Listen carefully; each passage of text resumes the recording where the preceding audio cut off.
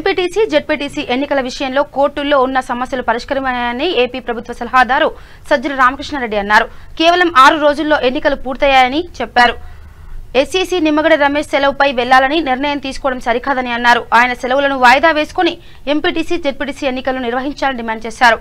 Corona కేసులు పెరుగుతున్న నేపథ్యంలో వెంటనే ఎన్నికలను జరపాలని అన్నారు. రిజర్వేషన్ల విషయంలో జగన్ మాటల్లో కాకుండా చేతల్లో చూపిస్తున్నారని సజ్జల చెప్పారు. 78% మంది బీసీలు, మైనార్టీలు, ఎస్సీ, ఎస్టీలకు చెందిన వారని మేయర్, చైర్మన్ స్థానాలు నియమించారని తెలిపారు. చట్టంలో లేకపోయినా వీరికి అదనంగా రిజర్వేషన్లు కల్పించామని చెప్పారు. బీసీలకు 46.51%, మైనార్టీలకు 13.95% పదవులు ఇచ్చామని తెలిపారు. జగన్ ఆలోచనలకు అనుగుణంగానే పదవుల కేటాయింపులు కూడా జరిగాయని చెప్పారు.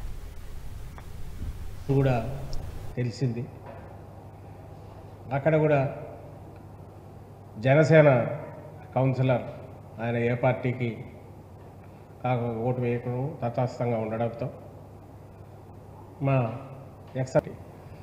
Only thing is administration కుంటుపడుతుంది. ఇప్పుడు కోవిడ్ లాంటి దీన్ని ఎదుర్కోవడానికి వ్యాక్సినేషన్ కార్యక్రమం కూడా దానివల్లే కొంత వెనకబడింది అనేది అది వాస్తవం.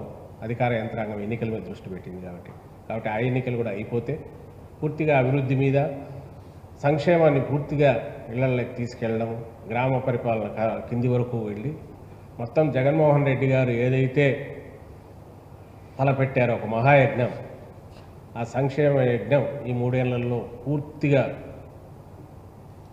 ఆయన ఏ రకంగా ఆశించారో దానికి మించి అమలు చేసి, అలాగే అభివృద్ధి దిశగా కూడా రాష్ట్రాన్ని దేశంలోనే నెంబర్ 1 స్థానంలో ఉంచడానికి అవకాశం ఉంటుందని భావిస్తున్నాం.